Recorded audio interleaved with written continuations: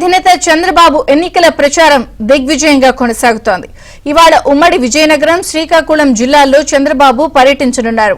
సాయంత్రం రాజాం, పలాసలో జరిగే ప్రజాగళం సభల్లో పాల్గొని ఆయన ప్రసంగిస్తారు. బాబు పర్యటన నేపథ్యంలో టీడీపీ శ్రేణులు భారీ ఏర్పాట్లు చేశాయి. అయితే నిన్న చంద్రబాబుపై జరిగిన రాళ్ల దాడి నేపథ్యంలో భద్రతా అధికారులు భద్రతను కట్టుదిట్టం చేశారు.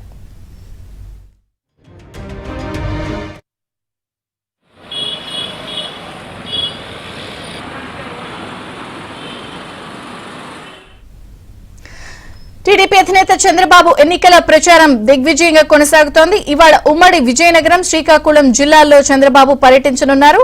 చంద్రబాబు పర్యటనకి సంబంధించిన మరిన్ని వివరాలు మా ప్రతినిధి రమేష్ అడిగి తెలుసుకుందాం. రమేష్,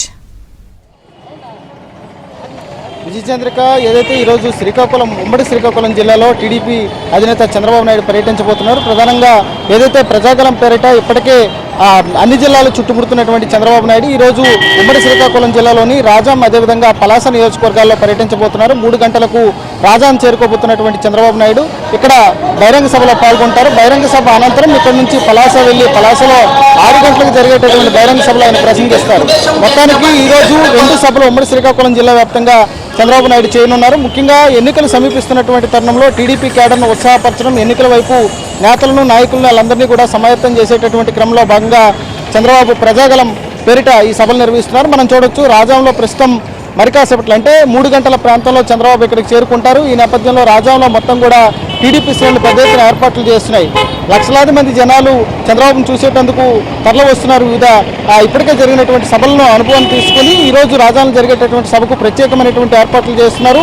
నిన్న ఏదైతే కొన్ని ఇన్సిడెంట్స్ జరిగాయో, చంద్రబాబు ప్రసంగిస్తున్నటువంటి సమయంలో రాళ్లు దాడి జరిగేటటువంటి ఘటనలు చూసాం కాబట్టి అలాంటి ఇబ్బందికరమైనటువంటి పరిస్థితులు ఏవీ లేకుండా ముందుగానే ప్రత్యేకమైనటువంటి బారికాడ్లను ఏర్పాటు చేస్తున్నారు. దాంతోపాటుగా టీడీపీ ప్రత్యేకమైనటువంటి వాలంటీర్లను ఏర్పాటు చేసుకుని సభకు వచ్చేటటువంటి ప్రతి ఒక్కరిని కూడా అబ్జర్వ్ చేస్తున్నటువంటి ఏర్పాట్లు చేస్తున్నారు. దాంతోపాటు పోలీసులు కూడా ఈరోజు రాజాం, అదేవిధంగా పలాసలో జరుగుతున్నటువంటి చంద్రబాబు సభలకు ప్రత్యేకమైనటువంటి ఏర్పాట్లు చేస్తున్నటువంటి పరిస్థితి కనబడుతోంది.